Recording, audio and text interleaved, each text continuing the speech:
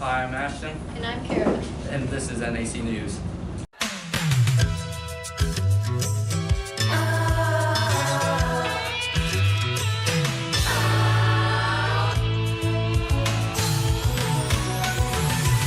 Whatever happened to predictability? The milkman, the paperboy, evening TV. You miss your old familiar friends, but waiting just around the bend. Everywhere you look, there's a heart, a hand to hold on to. Everywhere you look, there's a lust of somebody who needs you. When you're lost out there and you're all alone, life is waiting to carry you home. Everywhere you look, everywhere you look.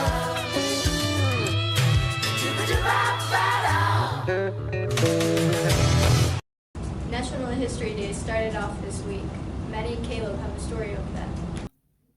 National History Day is a nonprofit organization based in College Park, Maryland, that operates an annual project-based contest for students in grades 6 through 12. It affiliates in all 50 states: Washington, D.C., Puerto Rico, Guam, America Samoa, South Korea, China, South Asia, and Central America. It started as a local program in Cleveland, Ohio, headed by Dr. David Van Tassel, a history professor at Case Western Reserve University.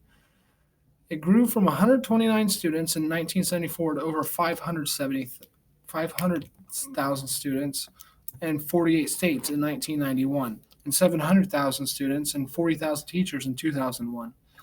Today, more than half of a million students enters through local contests. They construct entries as an individual or a group of 1 to 5 categories: documentary, exhibit, paper, performance, or website. Students then compete in a series of regional contests within top entries advancing to the state affiliate contest. The top 2 entries in each category and division are invited to compete at the national contest. History Night is the first step of the National History Day program. Qualifiers will proceed to Maryville for regionals on March 6th. People who qualify in regionals will proceed to state on April 25th.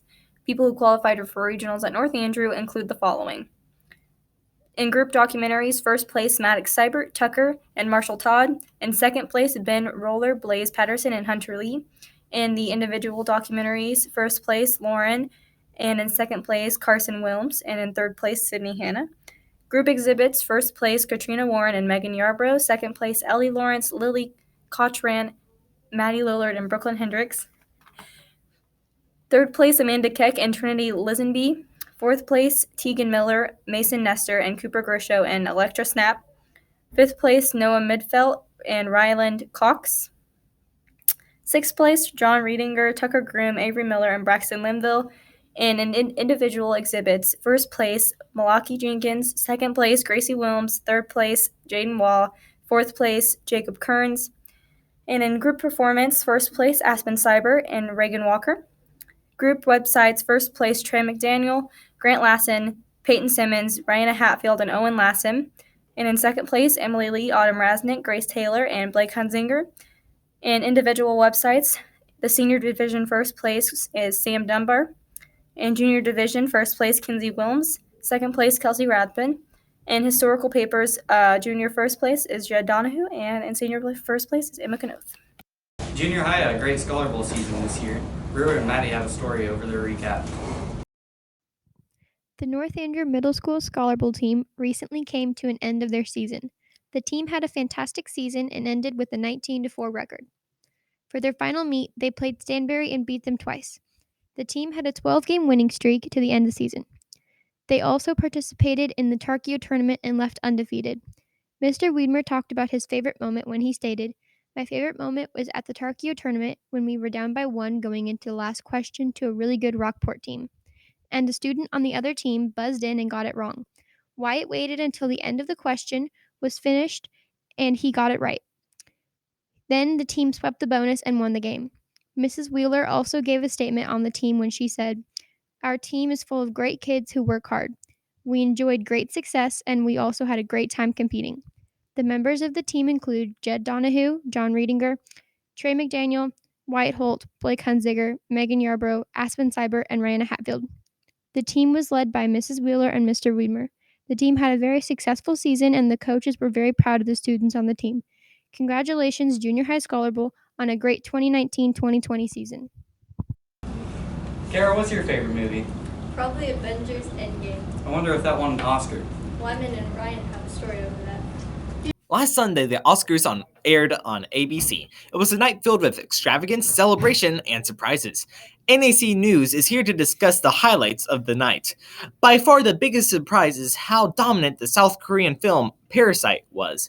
Parasite's nomination in the Best Foreign Film category was the lock of the night, but no one thought it would win the three biggest awards of the night. First, the film won Best Original Screenplay, which was a big shock. After Bong Joon-ho won the Best Director award, people started to suspect that Parasite may win Best Picture, which it did. 1917 was the projected winner, but the film only won for cinematography, visual effects, and Best Sound Mixing. A big surprise was that one of the frontrunners of the award season, The Irishman, did not win a single award, to the dismay of Martin Scorsese fans. The acting categories went just as the trades predicted. Brad Pitt won Best Supporting Actor for Once Upon a Time in Hollywood. Joaquin Phoenix won Best Actor for Joker. Emily, what did you think about the Oscars? I think it's weird they don't have a host, but Joaquin Phoenix won, so that was good. Other than that, I don't. Laura Dern won for her performance in Marriage Story, and Renee Zellweger won the Best Actress award for Judy. Other wins of the night were Rocketman for Best Original Song, Toy Story 4 for Best Animated Feature, Ford v Ferrari for Sound Editing, and Joker for the Best Score. And that's nearly everything that happened on the biggest night in Hollywood. So, what did you think about the Super Bowl game last week? It was pretty good, but I like the commercials better. Kate and Eli have a story over it. This is Eli with NAC News, and this week we have a story over Super Bowl commercials. Every year, the Super Bowl is the most watched sporting event in the United States. Many people who don't watch or care about football watch the Super Bowl just for the commercials. This year, the Super Bowl commercials range from Comfortable with Jason Momoa to Old Town Road Showdown with Lil Nas X and Samuel Elliott.